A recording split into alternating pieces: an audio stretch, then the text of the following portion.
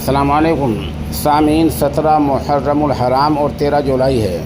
ख़बर का उन्वान है यूपी के कुशीनगर में 4 श्रद्धालुओं की मौत। ये बिहार के एक मंदिर में दर्शन करने गए थे, वहाँ से वापस आ रहे थे। ख़बर तफसील सुनिए।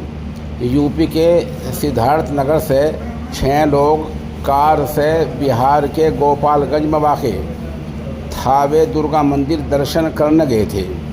वापसी में पटहेरवा थाने के गांव बघी के पास 4 लेन पर ट्रैक्टर से कार की टक्कर हो गई।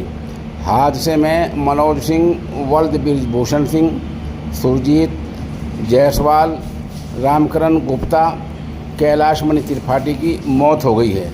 वहीं एयरबैग खुलने से ड्राइवर राजेश शर्मा, वल्द कृष्ण चंद्र शर्मा और आगे बैठे प्रशांत कुमार की जान बच गई है।